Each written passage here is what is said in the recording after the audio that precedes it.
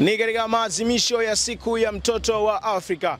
Itakumbuka kuwa kila ifikapo tarehe 16 Juni ya kila mwaka siku hii huadhimishwa. Siku hii ilianzishwa ili kuwaenzi watoto waliouawa katika maandamano yaliyofanyika mwaka 1976 kule mjini Soweto nchini Afrika Kusini, ambapo maandamano haya yalilenga kupinga ubaguzi wa rangi pamoja na lugha ya kikaburu kutumika mashuleni. Hapa Mheshimiwa mgeni rasmi, Waziri wa Nchi, Ofisi ya Makamu wa Pili wa Rais, Sera, Uratibu na Baraza la Wawakilishi, amezungumza haya pamoja na kutoa nasaha katika siku hii ya maadhimisho, siku ya mtoto wa Zanzibar, pamoja na mikataba ya kikanda na kimataifa inayohusu masuala ya watoto. Ndugu viongozi na ndugu washiriki, kwa kutekeleza azma hiyo, Wizara ya Maendeleo ya Jamii, Jinsia, Wazee na Watoto, ambayo pia ndio yenye dhamana ya uratibu wa usimamizi wa shughuli za maendeleo ya watoto hapa Zanzibar, na kwa kushirikiana na taasisi na mashirika mengine yasiyo ya serikali katika kutekeleza maslahi ya mtoto. Ndugu viongozi na ndugu washiriki, ujumbe wa mwaka 24-25 unaeleza kuwa mipango ya bajeti inayozingatia ustawi wa watoto na maendeleo kutoka 2010. Ujumbe huu umekuja kwa wakati mwafaka kwa kuyataka mataifa wanachama Umoja wa Afrika na wananchi pamoja na mashirika kuzingatia mifumo iliyopo kwa kuweka mazingira mazuri na rafiki ya upatikanaji wa bajeti za haki za watoto bila kuathiri ustawi wao wa maisha yao ya kila siku. Pia kuwalinda, kuwasimamia wasikumbane na vitendo vya ukatili na udhalilishaji. Ulinzi wa mtoto ni eneo moja la kipekee la kumwandaa mtoto kuwa raia mwema wa baadaye na rasilimali ya taifa katika ujenzi wa jamii mpya na uchumi wa kijamii hapa nchini. Ndugu viongozi na washiriki, kwa mujibu wa kauli mbiu iliyotolewa na Umoja wa Afrika mwaka 2025, ujumbe wa siku ya mtoto wa Afrika wa Afrika una madhumuni haya yafuatayo: moja, kuweka mipango ya bajeti yenye kuzingatia na kutekeleza fursa za watoto kwa kutekeleza haki zote za mtoto, ikiwemo haki ya elimu, afya, lishe na maendeleo yake kwa ujumla. Mbili, kuweka mazingira rafiki, upatikanaji na uboreshaji wa huduma za elimu kwa watoto. Na tatu, kuwalinda watoto dhidi ya vitendo vya ukatili na udhalilishaji wa mtoto kwa kuwapatia elimu, ujuzi na maarifa.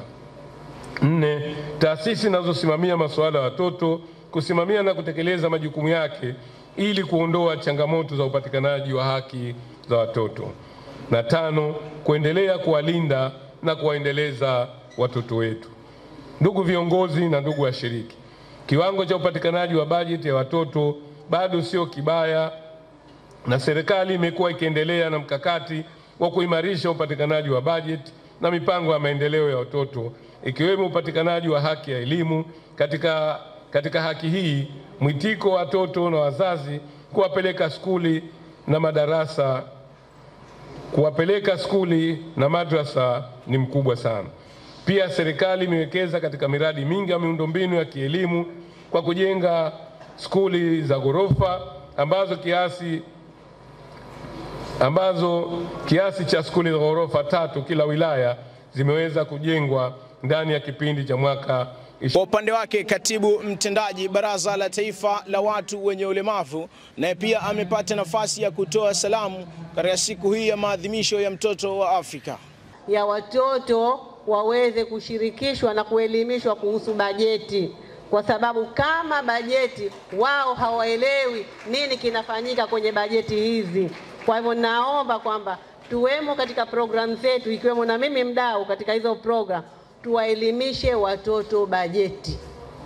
Pia waweze kujua wananufaika nini na bajeti hizo, wao wananufaika nini kama watoto. Lakini la tatu, watoto hawa waweze kutoa ushauri wao. Baada ya kufahamu, wawe wanatumika katika kutoa ushauri. Lakini jengine, suala la michezo. Michezo iwe ni michezo jumuishi, ambapo michezo ni ajira, michezo inawafanya watoto wetu wenye ulemavu waweze pia kukomaa, kuwa na fikra.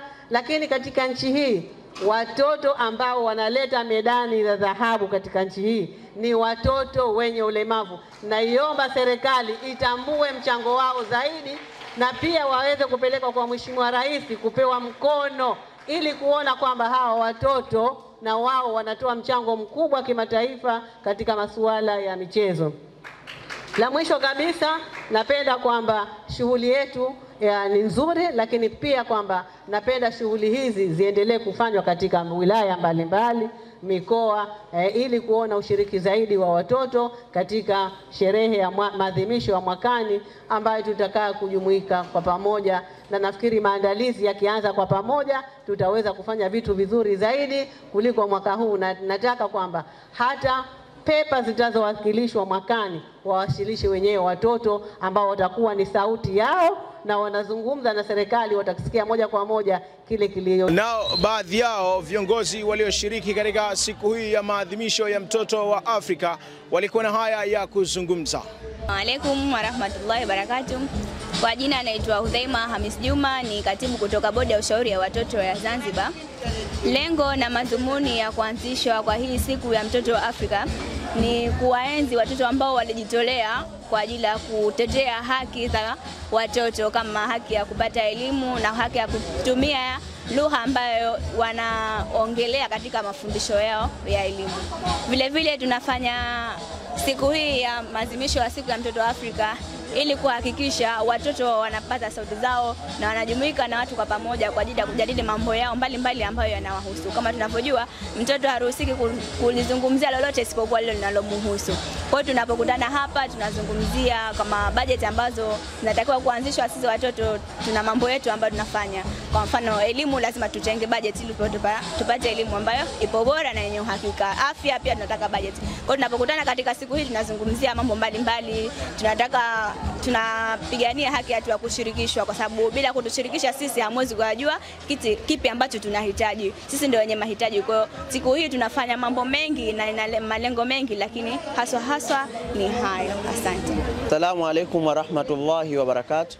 Kwa jina naitwa Idi Othman Musa, ni mshika fedha mstaafu wa bodi ya ushauri ya watoto Zanzibar.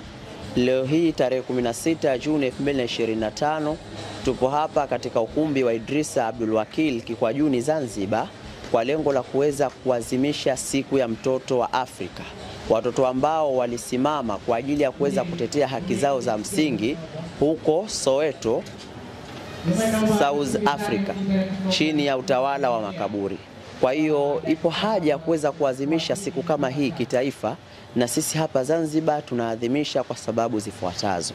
Sababu ya kwanza ni kuweza kuwaenzi na kuwakumbuka watoto wenzetu wa mwaka 1976 huko Soweto waliojitolea kwa lengo la kuhakikisha kwamba watoto wanapata haki zao mbalimbali, ikiwemo kusoma, ikiwemo haki ya kuishi, haki ya malezi bora na kadhalika. Lakini sababu ya pili ya kuadhimisha siku hii ni kuweza kuhamasisha jamii kuweza kuifahamu hii siku kwa jamii kiujumla, familia na kadhalika.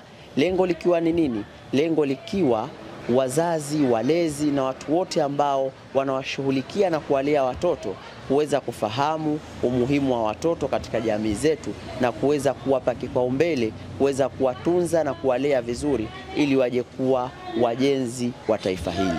Lakini pia sababu ya tatu ni kupaisha sauti za watoto. Sauti za watoto kupaishwa, watu wazisikie, serikali isikie sauti za watoto. Watoto wanadai nini? Watoto wana shida gani? Watoto wana changamoto gani? Ili kuweza kuhakikisha kwamba hizi changamoto za watoto zote zinatatuka, kwa sababu tunaamini kwamba watoto ndio taifa la kesho, kwa sababu sasa hivi viongozi wengi tunawaona ni vijana. Kwa hiyo watoto ndio taifa la kesho. Kwa hiyo ni wajibu wetu kila mmoja kuhakikisha kwamba tunamlinda mtoto, tunahakikisha kwamba anapata haki zake na anajua wajibu wake, ili kuweza kuijenga Zanzibar mpya, ili kuweza kuijenga Tanzania mpya ambayo itakuwa ya kishindo hapo mbeleni.